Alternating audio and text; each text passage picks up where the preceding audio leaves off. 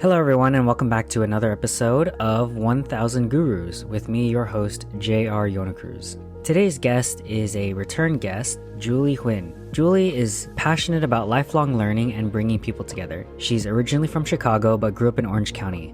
She spends all of her waking hours dividing time between full-time work as a user experience designer, freelance graphic designing, volunteering, working on various hobbies, and being there for family and friends. So Julie is quite literally one of my favorite people in life, which is no surprise that she was my first random show guest, and I was glad we were able to have her come back for her own special Guru episode. I might say this about a lot of episodes, but I really enjoyed this one a lot, as it is with one of my close friends that I've had on the show. But more than that, I found myself taking a copious amount of notes while I was editing this one. Julie had so many good and insightful points that I wanted to note down and reference later on. Hopefully that translates into how much I admire Julie and is a testament to how insightful she is. So without further ado, hope you enjoyed this episode with Julie Huynh. Hello everyone, and welcome back to 1000 Gurus. Please welcome my guest, Julie Huynh. Yay! Or welcome back my guest, actually. Yeah, cool. All right, so Julie, you were here for episode 20, our random show. So the first time the audience has heard of you, we were both drinking. So now we are both sober, and now we get a full actual Guru episode. So I think it's exciting. Cool. So let's go into how I know you. So we've danced together. We danced together on COP at ECI. They keep up to me ECI. As co-chords back in 2012, 2013, but we were on the team before then as well. So that was like our fourth year, right? Yeah. I'm pretty sure. And then we've been friends since then. We have dinners semi-regularly and long chats, and people should check out episode 20, our random show episode. We were also housemates for a year-ish or so like that. Yeah, that was a lot of fun. I know we have a lot to get into, and the audience already knows your bio and all your links, but anything else that you're up to that you want to share? Right now, no. We'll just see what happens next hour. See what happens. We'll just freestyle. Cool. All right. We'll go into, actually, can we play the first video? This is a Casey in 2011, I believe, with Cop. This is my boy. So we're both splitting center here. Great job. Hey.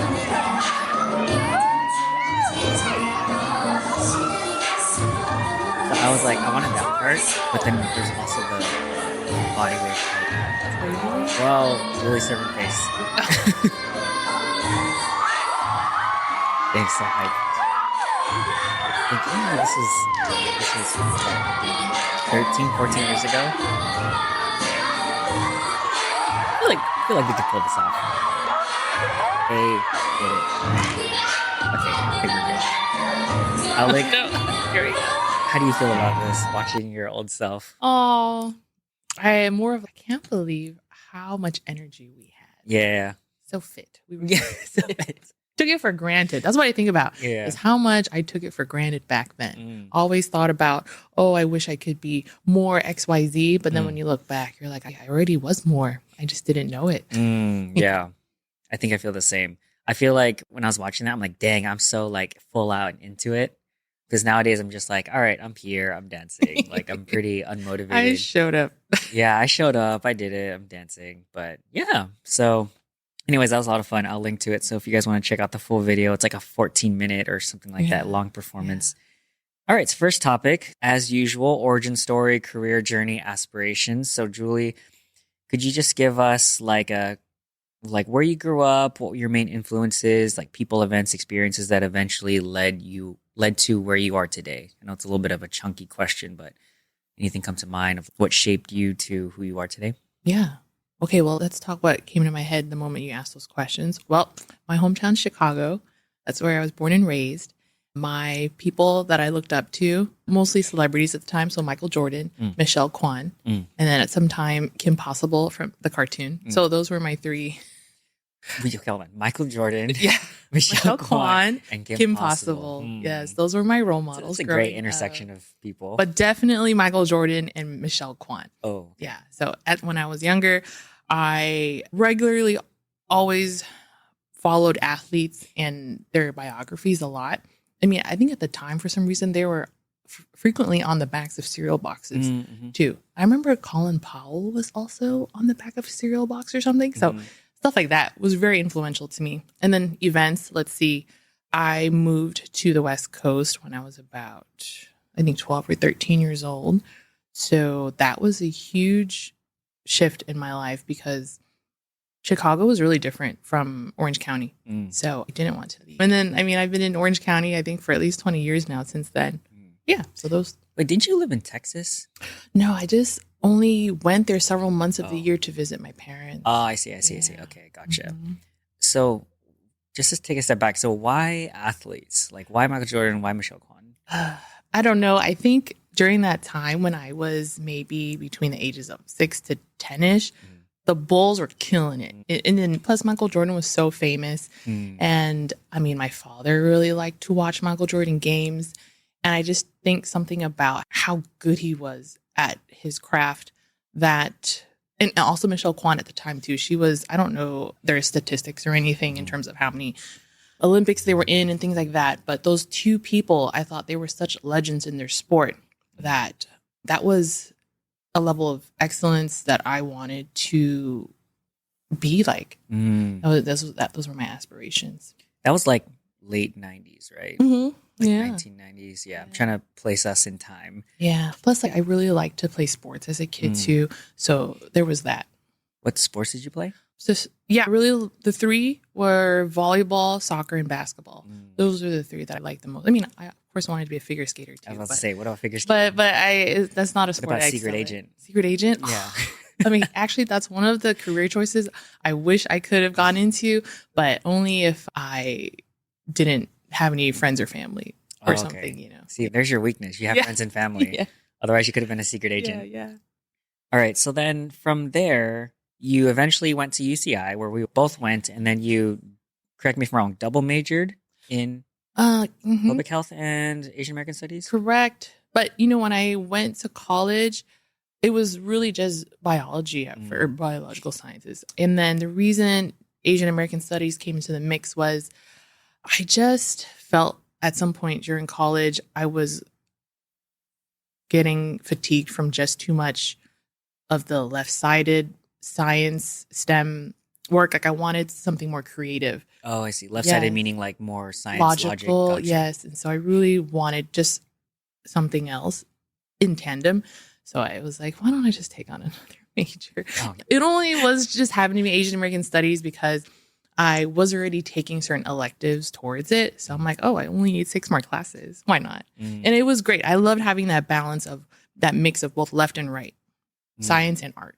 I see. So then what informed you to first go for bio and then also, I know you said the creative side, but why Asian American studies? Like what drew you towards those two? Yes. Okay. Well, I was bio because my family was determined that I would become a dentist. Okay. Because, I mean, in a dentistry, because they thought I would be my own boss afterwards. I would make so much money, a killing after just extracting a tooth. And then I would have so much free time. That was the dream, right? For them. For me, the creative part was just, I grew up an only child. So I spent a lot of my alone time just drawing and watching television, reading, writing, all those things. The Asian American studies was growing up, my relatives were really involved in the Vietnamese community and just community work in general. So I would go to the Vietnamese schools. There was always those types of, you know, when orgs get together, there's events that I didn't grow up spending a lot of time in temples with kids or youth groups like that. So I guess Vietnamese community was my youth group in a way. And those events led me to learn a lot about my Vietnamese history.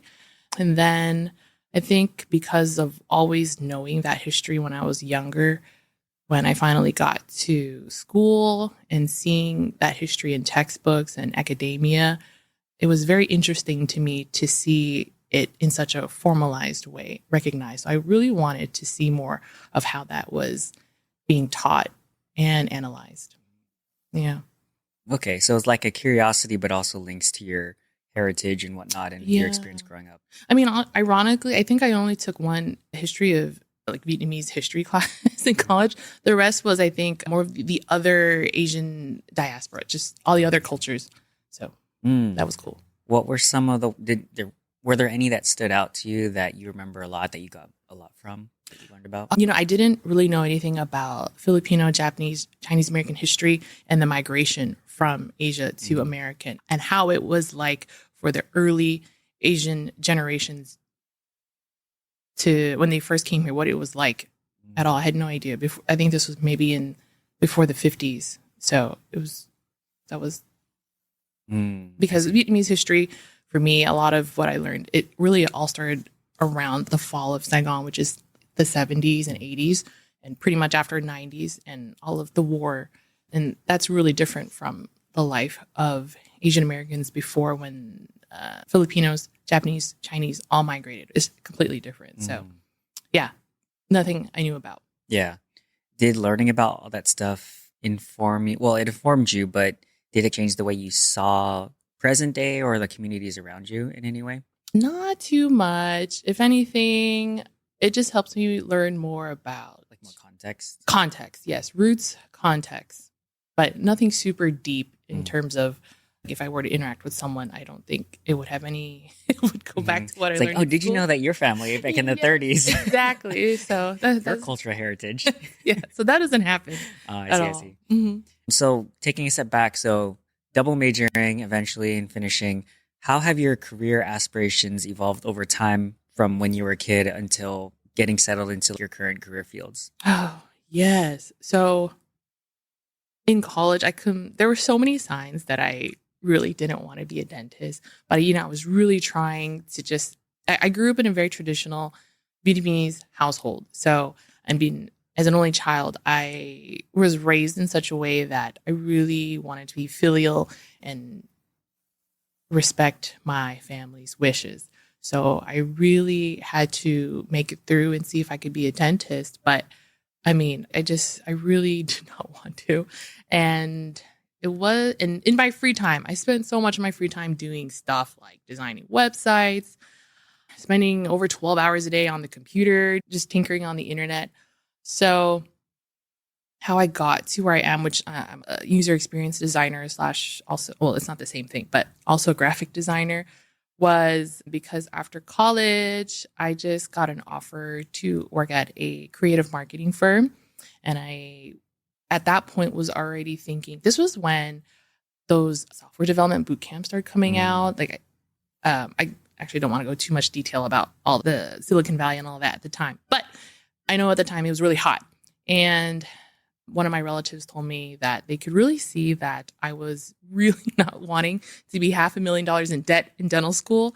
And I was like, well, yes. So they said, there's another way out of this. You could actually just finish school now and then go back to school, take the software, the coding, all the classes you want to take for software engineering, and just start over in a way. And it was a post baccalaureate kind of second bachelor's programs. And I was like, really? Like, you could do that?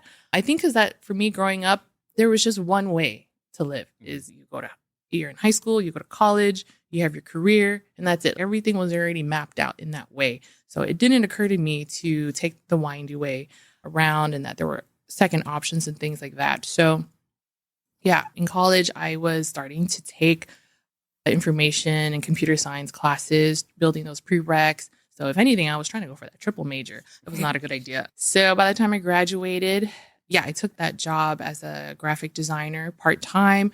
I was trying to take software engineering classes as well, but I don't think I was passionate about coding because I would procrastinate so much. And I was just always spending more time designing and doing things like that. And also a lot of my time was spent doing community work, a lot of nonprofit, VSA, Vietnamese community work. Eventually, I didn't think software engineering was going to be my calling because I was not spending time building projects. And that's why now I became a UX designer, because after a certain period of time, that field had the culmination of everything that I already knew how to do. And it had all the values that I had too as a person. So I'm sure we'll talk more about that later. Yeah, we will. So I guess my question is, what about, I guess, computer science, but also the dentistry route was not appealing to you? And then why were you finding yourself doing all this community stuff and then eventually going to like UX, UI, and graphic design? I guess what inherently about that or about you drew you to those things? Ooh, the community stuff, a lot of the events that we did for the Vietnamese student associations was a lot of culture nights and just community events in general. And when I saw all of people our age at the time, they just come together, they plan something, and I see the fruits of their labor.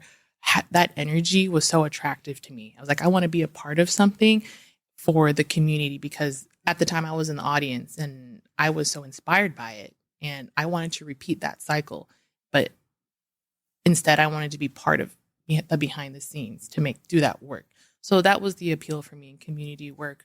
And also another thing was in being in the planning or organizing teams for those community work, I got to exercise a lot of my creative skills too. You get to practice being a meeting facilitator, how to be a mentor to others. Eventually, you learn a lot of leadership building skills. So public speaking, all of those things I got to practice and learn those things without high stakes of being fired. For example, you're allowed to make mistakes and learn in those environments. So that was also a really great way for me to pick up all of these skills. So that's the community work aspect. Was that like the intent was to develop those skills, or is it just like you wanted to be in that environment, but as a benefit, you got all those like experiences? At first, it started as, I wanted to be part of something. And then later on, I saw all those benefits, and then they reversed. I stayed because I realized this was a great way to, what's that word? Incubate? It's like an incubator. Yeah, like that. So that became my priority. Is testing out ideas. And stuff like that. I like that a lot, because I find that sometimes when people are in this sort of career identity crisis and they're not really sure what to do and they're going on this traditional path, like what you were doing in a sense, they're trying to find jobs, but then those jobs don't hire because you don't have any experience, and then how do you get the jobs? But you found this space or these opportunities to get those skills to do it in the lower stakes environment and it like incubate, like you said. But also I'm sure that helped you to figure out what you actually like doing, what you're passionate about, and being in those spaces that gives you energy. Yeah. I feel like it's a really good takeaway.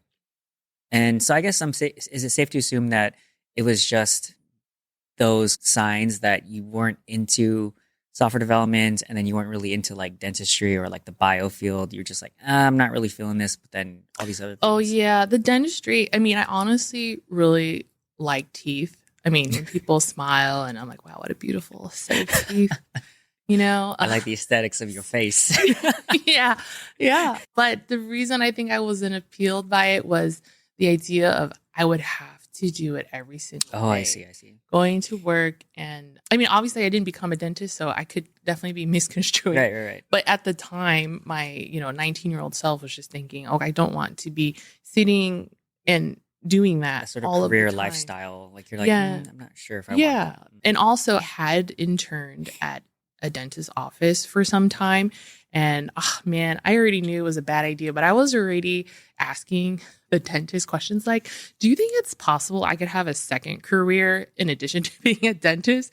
And they're just like, I was like, can I also be an artist in addition to my full-time job as a dentist? You just know at that time, you're just asking for help, to escape, Yeah. I like that. Okay. So now going into UI, UX, graphic design, marketing, baking. This is like the sandwich, the meat part of it. So how did you I guess you already told us how you got into it. You're doing these things and you figured out, I don't like these things, I'm going to these things. Any other way that you could describe how you got into what you're doing right now? Like specifically my job right now? Yeah, specifically your job right now, like the pathway to that. Okay, yes. And my path was long since I told you, not taking my coding classes like I was supposed to all the way through. I did work a long time at the creative marketing firm as the graphic designer. So I got to meet a lot of small business owners, people who worked in nonprofits and government agencies at the time.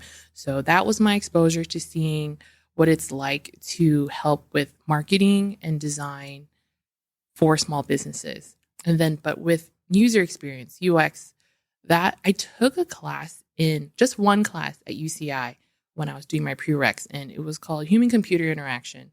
And there was just this one chapter at the time that was talking about user experience. And this was so early on. I don't really think there were that many jobs in that field. So I wouldn't even have known, nobody really knew that much about it unless you were really embedded in that industry at the time. At the time when I learned all of the heuristics, which are the principles of a really good user experience, is, some of the things would be principles of how you would know that a website or a product is a good user experience. And when I read through those principles, I'm like, oh, these are it seemed like common sense. Something I recognized a lot when I was a kid. I used to design websites on GeoCities and those website builders as a kid. And I was like, oh, I feel like this is second nature for a lot of people. But I just never thought of it as a job because in my head, I'm like, no one's going to know what this is. It's, fluff or whatever. So that was probably 2012 or 13. I never thought about it again after that. But I knew it was an up and coming field 5 years later. But then, I just super slept on it. And it wasn't until I was maybe in my mid to late 20s that I realized, this path to being an engineer is not working out. And the skill sets I already had that I was constantly working on just passively was because I had that graphic design job. I just saw that the field was picking up more. And I said, this is probably the most viable career right now. They have skill sets I already have. Why don't I'll take the boot camp. So I signed up for our boot camp because I specifically wanted a mentor to help me guide through how do you get your foot in this field. Because when you're looking at the requirements to get a job in this field, it seems not very concrete. Oh, I see. A lot of it has to do with being able to have a lot of empathy in order to succeed in this field. But, that's not something you can really quantify when someone's interviewing you. Show me you're empathetic. How does empathy play a role in this field?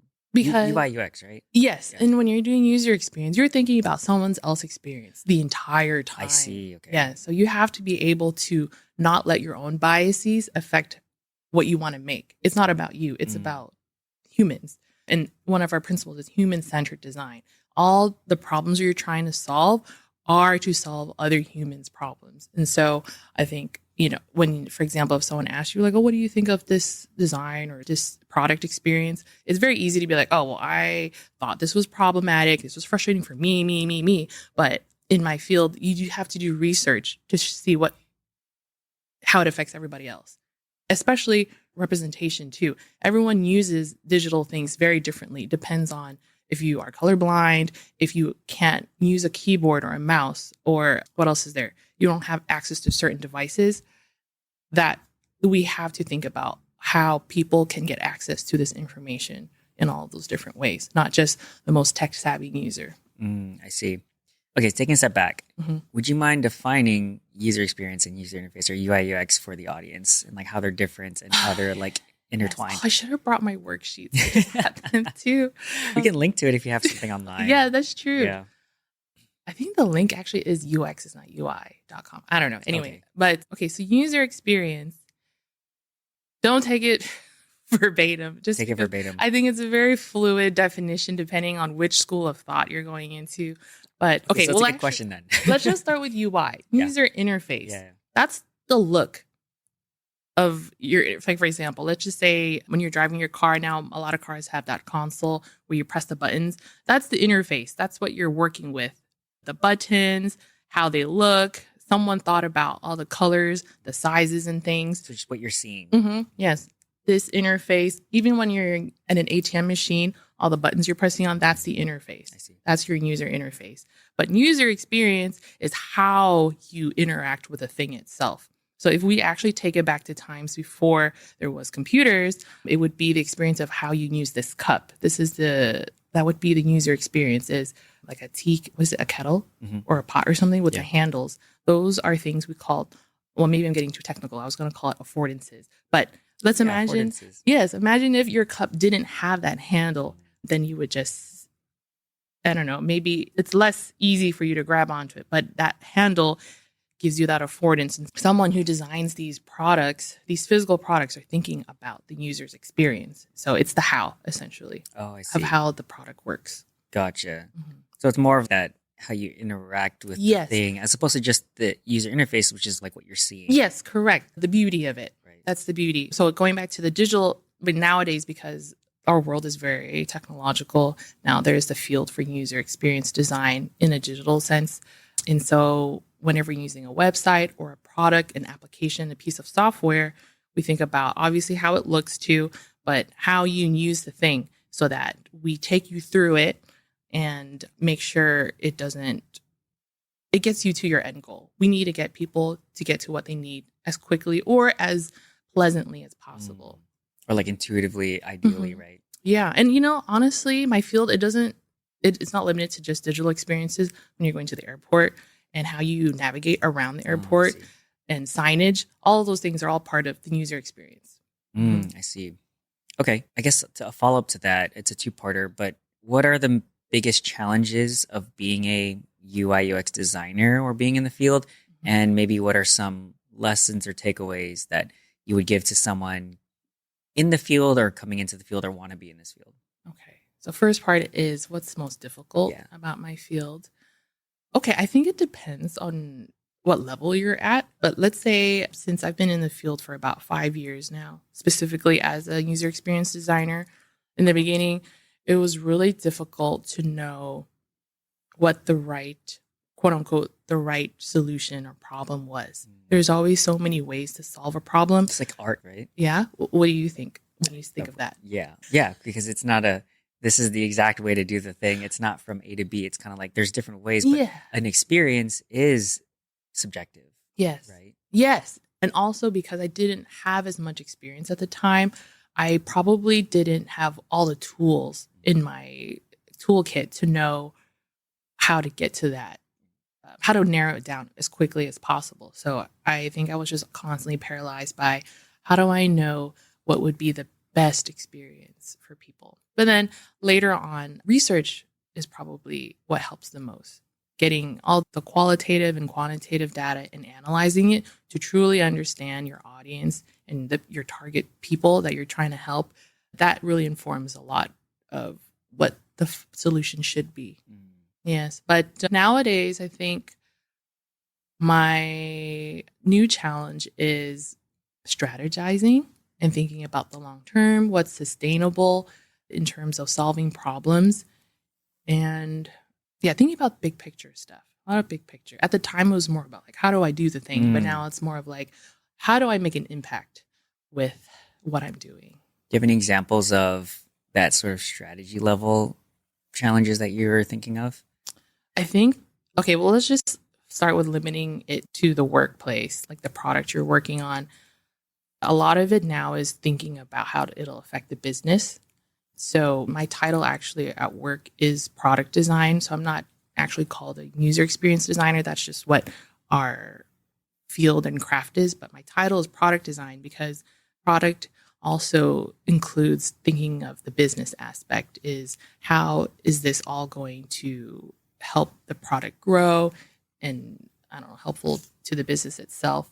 Yeah, so when I make decisions and think about the solution, it's thinking about both the business and the user now too, how it will benefit the business, but how it will also be feasible technically in terms of development. Is this even possible to create at this time with the tech that we have available? Will it be within budget? And will it meet our timelines, or will it go over story points or something? I'm going way too much into detail right now, and then also just, yeah, is it desirable? Is this going to do well in the marketplace? But let's say we're not talking business anymore and workplace. Let's just say it's just a human problem. If we're trying to come up with an idea to help people get from place to place, maybe someone who needs transportation access because they cannot drive themselves or something. Thinking long-term and strategizing is that what resources do we have available? And let's just say we come up with an idea. Are we going to have money? Is this going to be an impact to the environment? Like those are just long-term things that we got to think about that I normally wouldn't think about if I was just trying to get my feet wet. I see. So now you have all this experience and now you're Yeah. thinking at a higher level of connecting the business side of it and the product side of it and the user experience. Yeah. What about any takeaways or lessons that you would pass on to someone aspiring to get to, let's say, where you are today? Yeah. Well, right now the job market for my industry is very bad.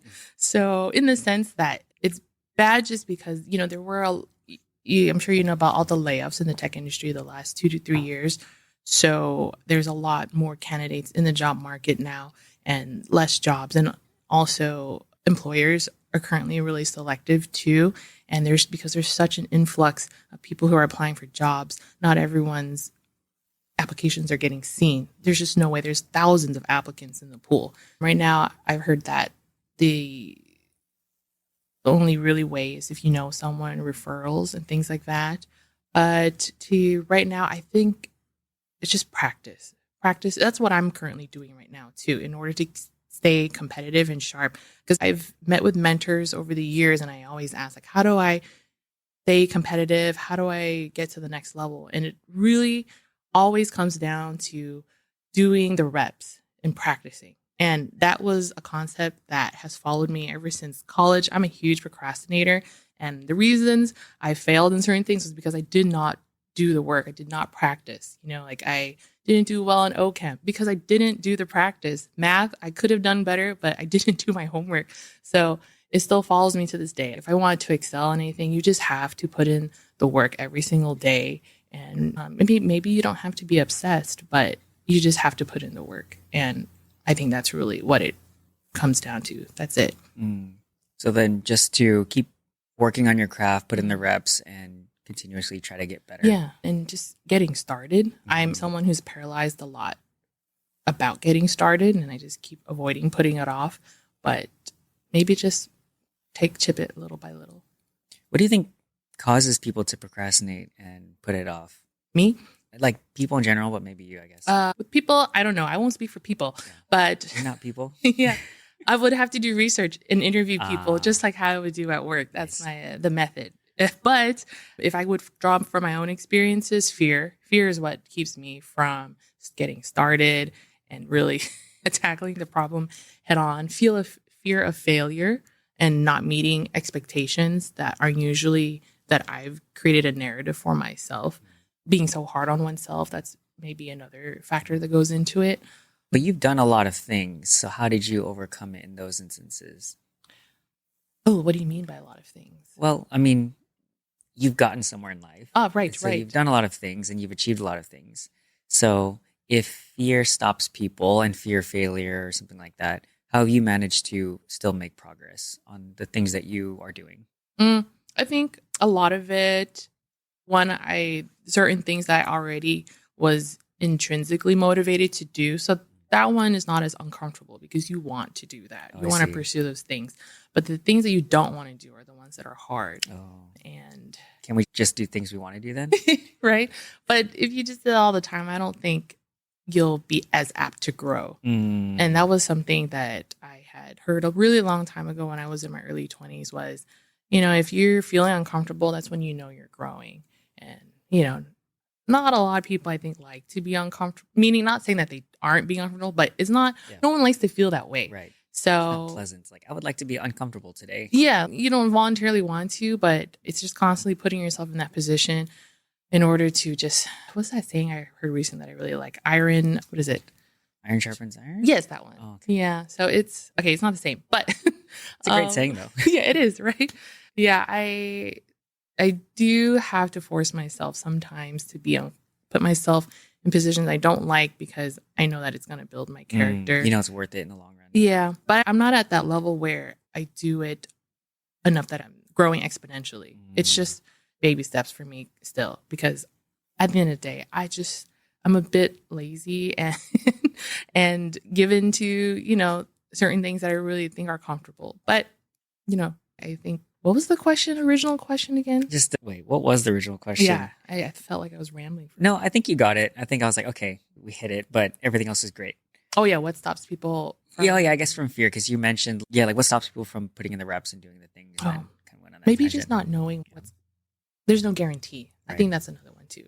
There's no guarantee. So you're saying we need guarantees to take action? I don't think we need guarantees. it's the unknown. Like you don't know if you're going to get the results you want, and you're paralyzed. Like, is it even worth it? I have a great question for you later during rapid fire then. Okay. All right, so we're going to have to pick and choose the next topic. So I have 3 for you. 1 is baking. Okay. 2 is helping small businesses and community and connecting people with resources, and et cetera. Yeah. And 3 is community organizing and volunteering. Like what, I guess we might have answered that already, but the question was like, what draws you to those things and what can you share about those areas with the audience? So one of those 3 topics. We can do baking. Maybe it'll be a little holistic. A little more invigorating or different. It will apply to everything else. It will. Okay, so then how did you get into baking? What fascinates you most about baking? And what do you think people get wrong about baking? All right. Well, I got into baking because as a kid, my auntie, she loved to bake. And I think I was like 4 or 5. And those were the activities she would teach me to do. How to cut fruit, pick berries from the neighbor's house, come home, make carrot cake, berry cakes. And so I was just always in that environment growing up with my aunt. And then growing up, I really like the texture of how frosting is spread, and also like how when you scoop ice cream and it just looks perfectly spherical and has the beautiful fringe. Thank you, Breyers, for your amazing photography. Yeah. Oh my gosh. I don't know if you saw that growing up. Haagen-Dazs commercials. I was like, wow, that's perfection in our human lives. So I can see why you do what you do now. Yeah. You like the beauty of things and the experience of things. Yeah. Oh my gosh. Yes. Yeah. So with cake baking, it's that aspiration to be able to recreate that. But the third question was it how do I get into it? What fascinates you about it? And then what do you think people, I don't know, misunderstand or might not know about baking, like an insider's perspective? I hear a lot about people saying that baking is a very precise art. You have to get all of the measurements correct, et cetera, et cetera. Like cooking, but I guess baking is a little bit more precise than cooking because people like to compare it to cooking, saying that, with cooking, you can eyeball things, throw it in, and it'll be fine. Oh, I see. And baking, they say it's not like that. Is it because baking is essentially a more, I don't want to say more aesthetic, but chemistry. Okay, yeah, chemistry. right? Okay, makes sense. Because you have to get it right. Yes, because if, let's say, if you get measurements off, the timing, the heat, all those things will affect it. Oh, and the thing I do dislike about baking and I get a lot of anxiety from baking actually. So I do it because I think it's therapeutic, but the process is so anxiety inducing for me because I have so many expectations. You have to be very patient because you're putting in all of this work to make the batter, get all your materials ready. It's such, what's that word when you're putting in everything in the beginning and you have to wait for the payoff? Front loading it? I guess so. Something like that, right? Yeah. And so you don't know what the end result is going to be until like hours later. And you have to eat the thing to also know that, I did a good job. So that's the most frustrating part is that you don't know. You have to eat it? Yeah, that's true. Sometimes. Or is it part of the data gathering? What do you mean? Like, meaning, the question is, why do you have to eat it? Oh, well, I mean, presumably you would eat the thing you cook, right? But a lot of times you don't either. It could just be for someone else. And that's even more worrying because now it's subject to someone else's taste. Okay, so it's the eating it is not necessarily because it's a reward, but it's because you get to experience the end result of not only the look of it, but the taste of it. That's true. I guess depending on your priorities. If you're doing it because you want it to make something beautiful. For me, in the last couple of years, I did not focus on the aesthetics at all. I really just wanted to make a quality cake. Quality meaning taste. Yes. Oh, yeah. Because, I mean, I think it's a little easier to make something look good than to actually focus on the substance itself. Oh, I see. So then now you've pivoted towards also caring about the... Yeah, because I think I've put in enough practice that I am comfortable with achieving that level of quality, a certain level of quality. Like the taste, yeah. Yeah. And like I know what I like now. And so now I can start practicing on the other thing.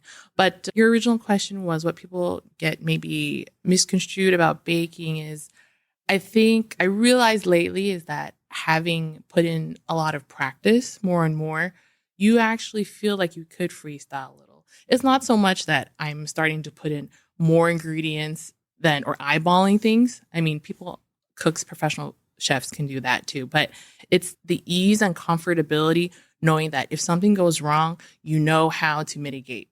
That's the superpower I feel like with baking now is that before, if something went wrong, I burned it. It's like all of your hard work. I was just like, man, I just put in 2.5 hours and like the thing's not edible or whatever.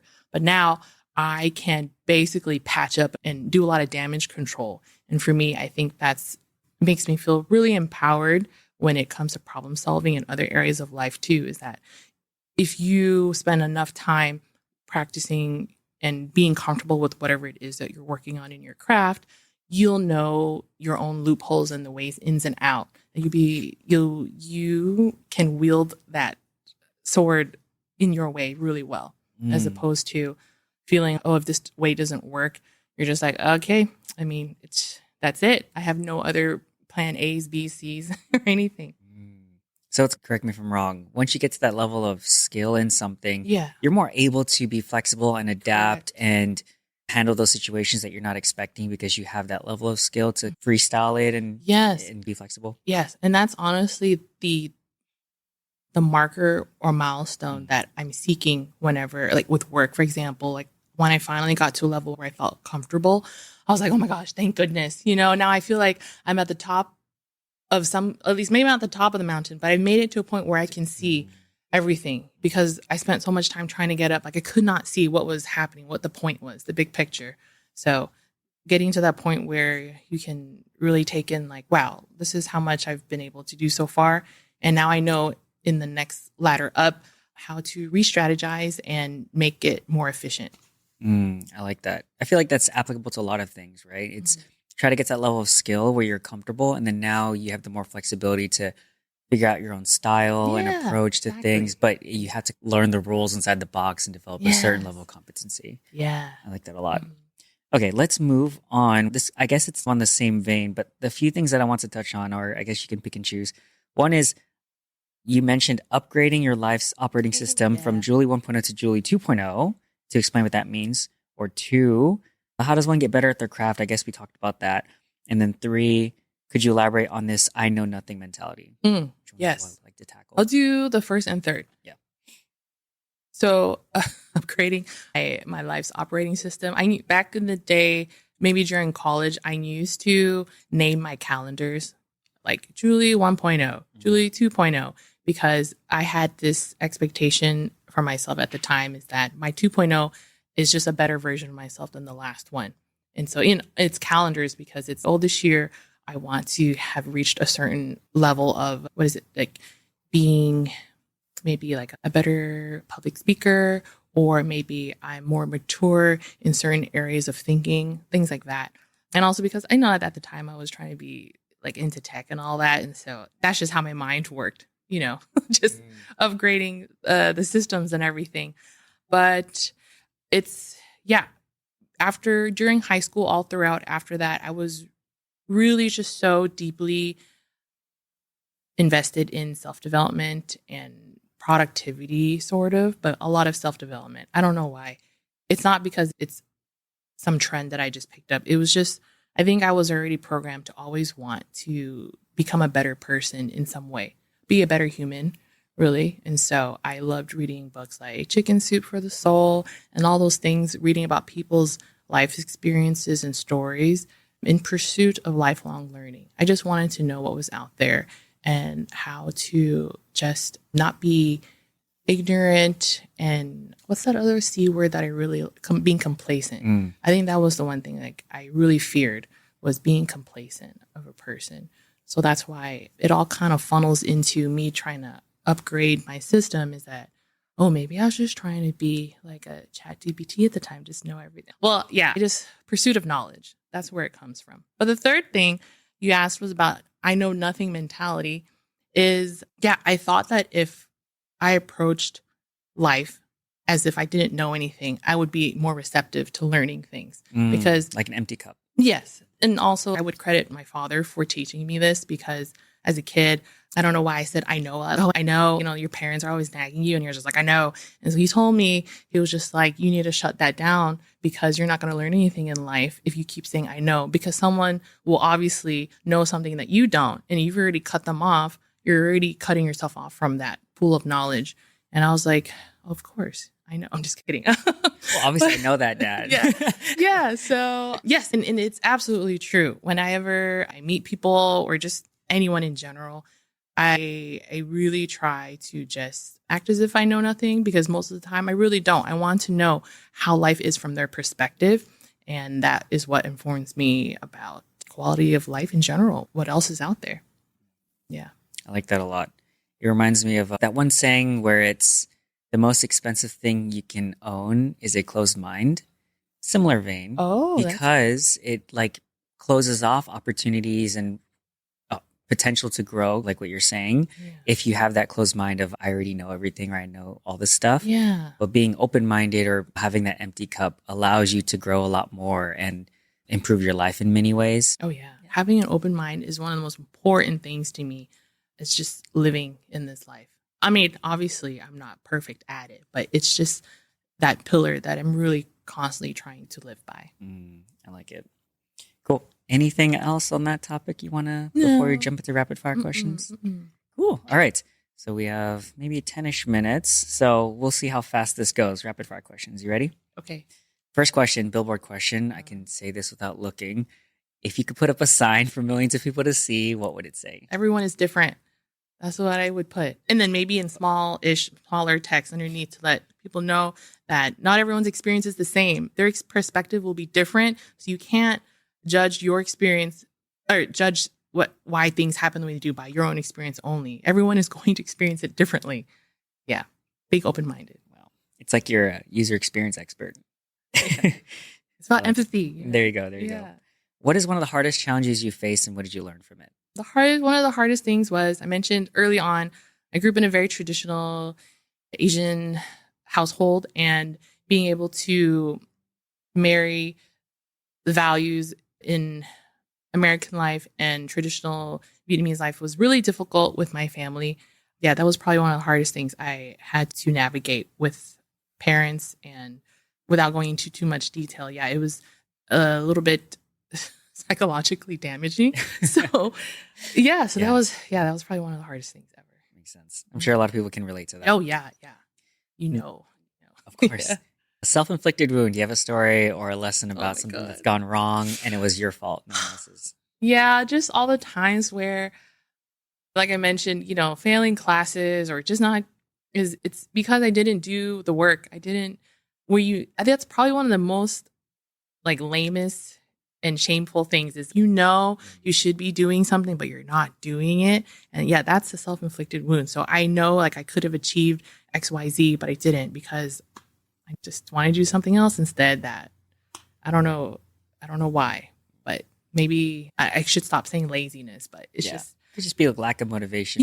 Thing, right? Yeah. I feel like some people, well, in that vein, we should give ourselves grace because there's a lot of things we don't want to do, but also what intrinsically motivates us, I feel is a big part of that. Because when I think about motivation for people, they can easily do the things they want to do. But when I notice someone not doing the thing that they say they want to do, I just tell them straight up, then you clearly don't want to do it because you're not doing it. If you wanted to do it, you would be doing it right now. Like when people in college would be like, hey, JR, teach me how to dance. And like, I appreciate your sentiment, but I know you don't want to learn. Because if you actually wanted to learn how to dance, you'd be learning right now. But that sort of thing. But I totally get that.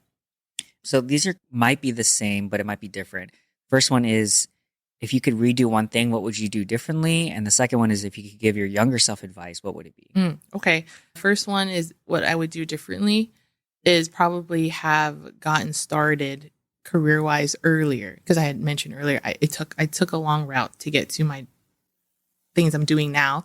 But had I done those things earlier, because I was already just doing it for fun, if I had just done it earlier, it would have helped a lot in tangible ways. Like, of course, job growth, finances, all those things would have been like compounded earlier. Yes, correct. Things having started earlier. But in terms of advice to my younger self is, you had mentioned it earlier, is to give yourself grace, not being so hard on yourself, that I'm doing fine, and being kinder to myself. Yeah. That would have been something I would have needed back then. I like it. In the last few years, what new belief, behavior, or habit has improved your life? Breathing. Not just... Did you say breathing? Yeah, not passively breathing. Actively breathing. Like, Julie, I feel like you should have been doing that a long time ago. For the first 30 years of her life, she's just Yes. My first breath jar. Yes. taking on the show. Actively breathing and slowing down. Those two things. Not being so quick to react. I mean, I'm already slow at certain things these days, like eating more slowly and being slow to make conclusions and stuff. But I think on a physiological sense is slowing down the reactions and those thought processes so that I'm not quick to jump to other conclusions and things. But breathing, I think that helps a lot with calming the anxiety and the spiraling, all that stuff. I like that. How do you define success? Well, Ryan, the first thing that popped in my head was happiness, peace, balance. That's something I've always been trying to strive for in the last 10 or so years, is a balance between everything that I want to feel, have, pursue, all of that. You know, I heard some advice about a year or two ago when I was going through a really hard time, and I was told that, balance was what it takes to achieve that contentment. Because sometimes when you're working so hard let's say a certain goal, and you're seeking extreme values, like being really, really happy, or you're feeling really, really sad. But if you're just balanced at all times, you will feel neither of those things because you're always at equilibrium. It's kind of a really weird concept that I can't do justice in explaining it, but that's where I want to be in terms of controlling my emotions and thought processes. Maybe more on that next time. Yeah. No, I get what you're saying, but I do like that thought at the moment. Okay, next one too. It's another both sides of the coin. If you knew you couldn't fail, what would you be doing right now? Oh. And if you knew you would absolutely fail, what would you be doing? Wait, okay, I'll start with the first one. If I knew I wouldn't fail, what would I be doing? Oh, man, maybe trying to be a CEO of something, like some big company or... Why? Why do you want to be a CEO of a big company? So I actually always wanted to just build my own empire. I just don't know what it is all the time because you just don't know how well it's going to do. What draws you to wanting to be at the top of this empire? What thoughts drive you towards that? Well, maybe. Well, if I was building my own empire, I don't have to, I guess, work for somebody else, right? I'll be in total control of my projects and ideas and how the freedom to create things. That's what it is. Freedom to create things. Yes. I'm not power hungry at all. I'm not that type of person. It's just having the freedom to make things and see how it goes. I see. So if you knew you absolutely would fail, what would you be doing anyways?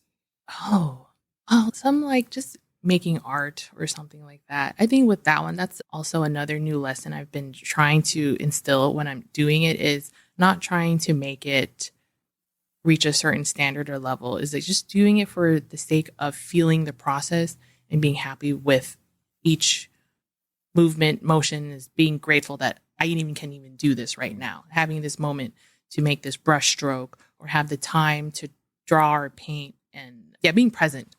Yeah, that's what art provides me right now. And there's no failure in that, really. I think the only failure is not being able to do it at all. Okay. You can pick or choose. What is something that you've been pondering deeply, or what is one of your favorite hot takes? One of my favorite hot takes. I'm not answering that one. You're like, nope, dodging that trap. Yeah. It could be like, the way I approach it is something that I believe is true and I don't mind saying it, but I think other people won't necessarily agree with it. So it's not necessarily like controversial. Yes. It's just probably most people don't agree, but I think it's true. But it doesn't have to be that. You could also be, what's something you've been pondering deeply? Yeah, I don't have anything ready for that second question, but it's a good question. I don't have anything ready for it. But what's something I've been pondering deeply? I think about my purpose all of the time. I saw that one of your previous episodes was about finding your ikigai as well. So I know I've talked to you about that. But I think my purpose, even though you know generally what you gravitate towards, I'm trying to figure out what it could look like in a lot of different forms and ways. Yeah, I'm just always thinking about that. My purpose. What do I do now with that knowledge? I don't think just because I have to make that decision now. I just want to know what I can just do with it now and let it just be a work in progress. Being okay with that. Yeah. I was just telling my partner earlier on the way here is realizing that it's okay to not have to have arrived at the answers right away. It's just being in the middle and pondering. Someone told me smart people just say, I don't know. So. Yeah. Oh, so you're smart then, since you always think about, I know nothing. Cool. What is one of the best or most worthwhile investments you've ever made in either time, money, energy, or etc.? Time, money, energy, etc. Any sort of investment. I get a lot of flack for being too nice of a person. You're nice? Yes. And sometimes I could do things to my own detriment. Even my father used to say, you should really help yourself out first before you help others. But I really don't regret all of the energy I put into being there for someone else. I've lately been trying to work on not overextending in things too, having boundaries, of course. But that's just really who I am at my core. I don't think that's something I should be ashamed of or take back. Even at the time, I could feel really stupid. But at the end of the day, I'm like, that's just me being my truest self. And I should be proud of that. Okay. Favorite recent purchase in the $50 to $100 range that has impacted your life the most recently in the last 6 months or so? It's the consumerism question. Yeah. My Quiet Comfort Bose headphones. I've always wanted noise canceling headphones, but my head is quite large. So, hats and things like that, it really constricts my head. But the Quiet Comfort ones, they feel like a pillow on my head. It's so comfortable and the cancellation is super effective. So nowadays I constantly look at it. I'm like, what did I ever do without, how could I have lived this long without you? I needed you my whole life. Yeah. How much are they? Probably like 250 or something. Okay. During a Black Friday sale. Yeah. Okay. Gotcha. Hopefully. Oh, I think Costco has it less. Oh, in a less cute color. It's Solomon's saying it's a lot more, but I think it is. I really think it is more. Well, hey, if it's worth it, right? All right, last one. Any media recommendations you can give to the audience? Books, movies, videos, music, etc. Oh, books. Oh, I just watched The Accountant. That was really good. I also recommend it. Books? No, not books right now. Oh, man. I wish I had a really good answer for this. Okay. Man. We can stick with that. I'm normally really passionate about this stuff, but I don't have it. It's all good. If you want to send me it, I'll put it in the links. Okay. Here's Julie's where I actually did not mention the episode. Right. Cool. All right. That's the end of rapid fire. So we can go into ending. So thank you so much. Thank you, JR. First off is gratitude. Shout out to my mom. What are you grateful for, Julie? I'm very grateful for my partner. Oh, where is he right now? Somewhere in earshot, in a listening 5 to foot this. radius of us. Yeah. I think my partner, he has taught me so many lessons about life. He's, in my head, a little transcendent in terms of like higher thinking. It's just, I go, I'm It's a very nice way to say it. Next time, like, oh yeah, my friend, they're very transcendent, Yeah, in the ways of thinking. Very philosophical person. And just, when I'm having trouble with me in my head and thinking about stuff, I could always count on my partner to maybe not having all the answers is the right way of saying it. I'm sure there's a more precise way of describing this, but it's like giving you perspective, taking yourself out of your head. Or very wise. Like He's just a very wise person. Yeah. Nice. Cool. Second question. Any final ask from the audience or any final takeaways you'd like them to have from this show? No. Man, I really wish I had a cool answer too. But I'm someone who just really likes to keep things really simple. And yeah, honestly, I think that's something to I value. Well, maybe that's the hot take. Is sometimes you don't need less is more. Oh, yeah. I see. Mm-hmm. Actually, a recent guest said that too. Just keeping it simple is sometimes the best thing you can do. Yeah. I like it. All right, so last one. Julie, where can we find you? Social media handles, websites, etc. if people want to check out what you're up to or connect or anything like that. Okay. I'll link it, so it'll all be there. But yeah, if you want to shout it out. Yeah. I'm not super active on this account because this is where I keep all my Your designs once in a while. But it's just because I have an account for different things I do, like baking. And then my personal one is just for friends and things too. I mean, professionally speaking, I am on LinkedIn. So there's that. That's a good way. But to keep up with, actually, I don't post on that either. Maybe the best way is to contact me in person to meet up, hang out, or video calls. I'm really big on virtual chats too. So I really am a big proponent of connecting in the human, physical, in-person way these days. Yeah. So they have to catch you in person to connect with you or in real life. Yeah. Yeah. I hear a catch-22 in my head. It's like, all right, you can connect with me. You just got to find me first. Yeah. I think I really like one-on-one settings and being able to just learn from people, hear their story, and just chat. There was, I don't think there was time, but during the pandemic, there was this service. It was called like Lunch Club or whatever it is. Oh, I see. But people would make appointments to just talk to someone randomly at the time because we couldn't see anyone. Right. That was cool. I think I was on that and I had 2 meetings. Oh, yeah. Yeah, it was fun. I just kind of, whatever. Yeah, they don't have it anymore. Yeah. Lunchclub.ai, I think that it was. Nice. Okay, Julie, well, that is it. Thank you so much for being here. I really appreciate it. Obviously, there's, I think a lot of what you said I resonate with, and I think that's why I really admire and respect you as a person and also your career journey. And I feel like that's why we vibe really well, because I feel like we have similar values. You're a very human person and very creative. So I think that's one of the big things I admire about you. Cool. So if nothing else, then I'll do my final sign off. This is where the music starts playing. So thank you guys for being here. I really appreciate it. Follow, comment, like, subscribe, all that cool stuff. I don't usually plug, but I should probably start doing that now. And just a reminder to be kind to other people, especially yourself.